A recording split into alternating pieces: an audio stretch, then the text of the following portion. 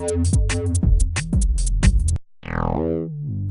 I'm Bobby Rio, I'm back with Rob, and this is the final of the 3 myths that we wanted to sort of crush, stamp out like little ants that are corrupting guys, having them text all these wrong things to girls. And if you're one of the guys watching this, I feel you, because I was there for a really long time. I can't tell you how many girls that I let slip away. I was on Match.com for a while, and I had met these really great girls, and time after time, I would just lose them. They would like my profile, we'd meet in person, we'd go on a date, we'd have a good time, and I never got that second date, and I couldn't figure out why. And then I realized that I was just, everything that I achieved in that first meeting, I was killing over text. And luckily, Rob here slapped me in the face and kind of woke me up and kind of set me on the right track, and now we want to do the same for you. So let's talk about the final myth that is crippling your texting skills, and that is all about how you're asking a girl out on a date. And there's a few reasons that you want to pay really close attention to what we're about to say, because there's a few sort of hidden reasons why this is so effective and why you want to listen to us. So Rob, let's let you take over for a minute. Well, again, this goes back to the intuitive approach. Most guys take the intuitive approach, which is the wrong approach in the situation, whereas they approach setting up a date like this is still the 1950s or the 1960s, where it's like you need a formal invitation and you need to set up the date a couple days in advance, and it has to be this big elaborate thing. Even guys that just take girls out for drinks or whatever, they usually think, oh, I should give her a heads up, I should text her a couple days out in advance, I should, you know, make some plans, I should make all this effort. And really, I mean, again, if this is your girlfriend or this is someone you're dating for a long time, make the effort. That's great. You know, I have no problem, you know, with romance and guys putting in the effort to set up a great date. But if this is a girl that you don't know that well, or you've only been on like 1 or 2 dates with her, and you start putting in that kind of effort, again, you're already coming from this in the wrong headspace. You're already looking at this from the wrong mindset. The way you should be looking at it as, look, this is year 2012, things are much more casual. The smartphone has, and I say this a lot, it really has revolutionized dating in the way that we set up dates, the way that we get to know people, the way that we do things, and you don't want to be texting or setting up dates like you're living in, you know, 1950. Yeah. Definitely one of the things that I learned, and when I kind of realized this, and is that when you set up a date and you do it the old-fashioned way of, hey, what are you doing Friday night? Let's meet up. You're really pigeonholing yourself, and you're kind of preventing yourself from probably meeting up with her. I always tell this story is that when I kind of figured this out, what I realized is that when you set up a date in the sense of like, hey, I'm going to be going here, why don't you meet up with me? It opens you up the ability to set up as many dates or continue to try to set up as many dates as you want. To give an example, I had met this girl, Nicole, out, and it was my birthday, and I was actually out with another girl at the time. I was dating another girl at the time who wasn't with me, but I met Nicole at the time.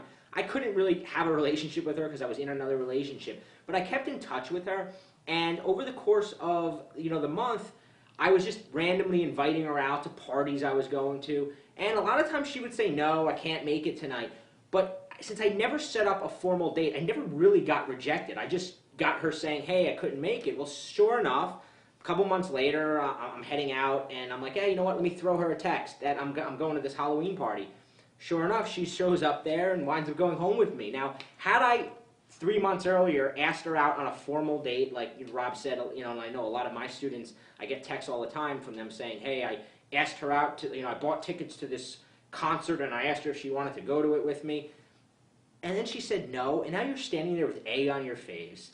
And listen, getting rejected is nothing to be ashamed of, but it makes it very hard for you from that point to then ask her out again, because now you're putting her in a position to reject you. And now it's like, how many times are you going to do that before you give up? Whereas when you're doing it the way we're suggesting, and you're kind of just throwing things out there, you can literally have 10 different girls that you just throw it out there. Hey, I'm going to be here. Why don't you meet me for some ice cream? Hey, I'm going to be here. Why don't we do this? And if they don't respond, I mean, you can go on forever.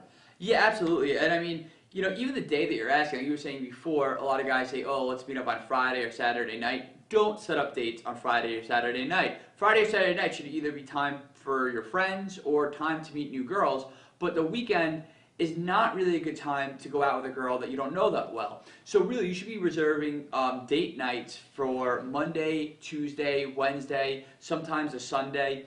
And I'll just give you a quick example. That happened literally yesterday. I texted a girl. I said, "Hey, this girl's being a real pain to get out." And I could, trying for weeks to, really attractive girl. So I wanted to get her out. So I kept texting her.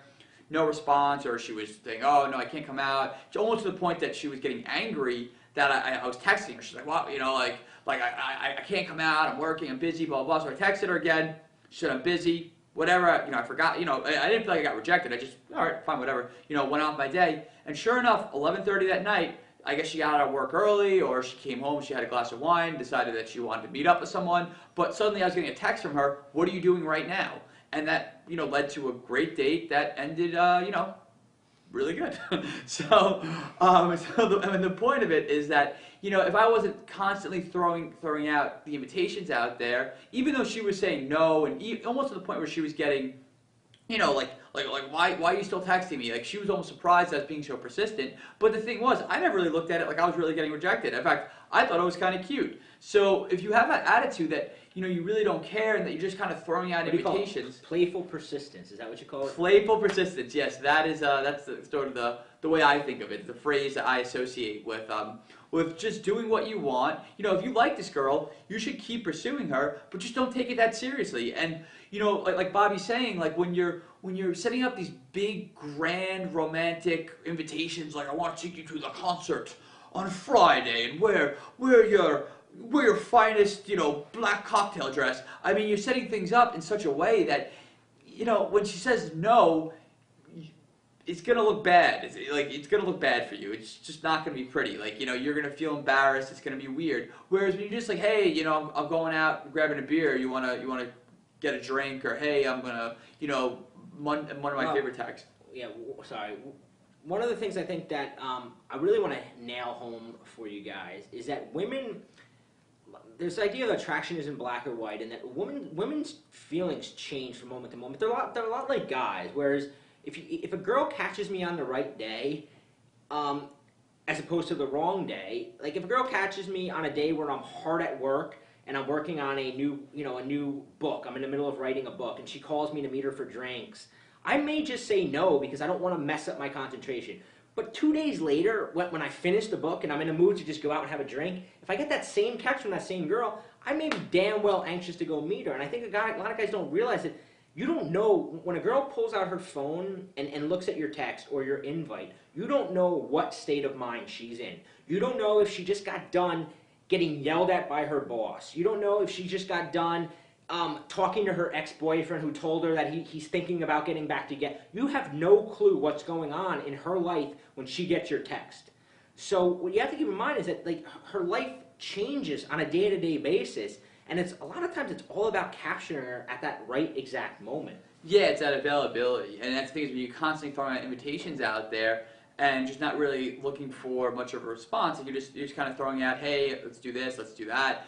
And you're constantly just giving her hooks to grab onto, and she might not grab onto the first couple hooks you throw out there, but as long as she's telling you, the only time she rejects you, she says, "Stop texting me," or, "Oh, I'm with, I have a boyfriend," or whatever. Those are legitimate excuses. But other than that, anything else she says, that's just her playfully just sort of like pushing you away, and it's your job as a man to keep coming back and keep throwing those hooks out there, because like Bobby's saying, you don't know what's going on in her life, you don't know how she feels. She might really like you, just that it's just a bad time for her. So as long as you're throwing things out and you're doing it playfully, that's when you're gonna achieve the most amount of dating success.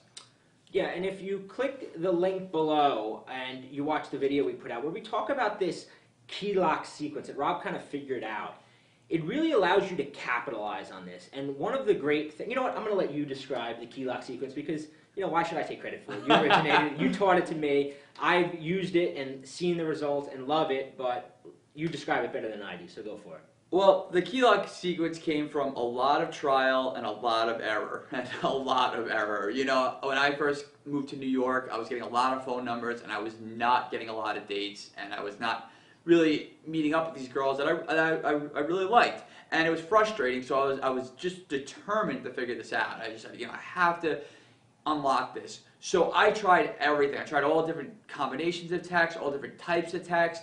I read dating advice. I tried to text in there. I did all different types of stuff. And eventually I sifted away the absolute most effective way to go about this. And the way to do it is sending just 3 texts. Because you send any more text, you're starting to get annoying, you're starting to get weird, she's starting to wonder why, you're not asking her out. So there's a sequence of 3 texts that you send out. That's this key lock sequence. And the real beauty of these 3 texts is that I found that girls are going to say no to you when they're in a logical state of mind. When you say stuff like, hey, what's up? Logically, she's going to respond, hey, nothing much. Or you say, hey, how you doing? She's going to logically respond, I'm doing okay, or I'm doing well. Whenever you're setting up this dynamic where you're asking these sort of pleasantries, which we talked about, in the video yesterday, you're setting her up to respond to you logically. And when a girl's making a sexual decision, whether to meet up with you, make out with you, go home with you, she's not going to make that decision in a logical headspace. Logical equals no. It's just yeah. It's like when you're going to buy a new car and you logically start thinking about it, and you're thinking about the payments you're going to have to make, and you start thinking about the gas mileage. You always talk yourself into no. But emotionally, that's where you make yes decisions. And talk a little bit about that. Yeah, so when she's in an emotional state of mind, as you can probably imagine, you can just picture the girl that you like, and just picture her, laughing at all your jokes, leaning over, trying to listen to everything you're saying, agreeing with everything you're saying. She's all bubbly when she's dancing, she's very animated. You can just imagine a girl acting like that, and then you can probably absolutely imagine you just taking that girl by the hand, taking her out of the bar, and going home with her and having awesome sex. And the reason that you could imagine that is because when girls are in that emotional, fun, sort of playful state of mind, that's when they're going to be very open to moving a romantic relationship forward. Whether it's, giving out her number, meeting up with you for a date, making out with you, going home with you, all those things are going to happen when she's feeling good emotions, and those good emotions are coming from you. And that's what this key lock sequence does, is that it's all predicated on creating the 3 most important good emotions that a woman needs to feel before she's going to feel good about meeting up with you for a date. Emotional equals yes. Just think of it that way. If you want to get a yes answer, you've got to first invoke an emotion. And you've got to capitalize on that as quickly as possible, because emotions fade. A woman feels an emotion, but if you don't capitalize on it, sure enough, something else takes her attention away, that emotion fades, and now 2 days later you say, hey, let's hang out, that emotion's gone. Now it's back to a logical question that you're asking her, and logical questions get no. So, below is a video that describes all of this in more detail, and I think that you're really going to sort of be awakened to a lot of different concepts that you might not be thinking of it when you pull out your cell phone and you're like, I'm going to send this girl a text. You might not realize there's a lot of sort of sub-dynamics taking place beyond the surface that when you know this and how this works, a whole sort of new exciting world opens up for you. So watch the video below and let us know what you think.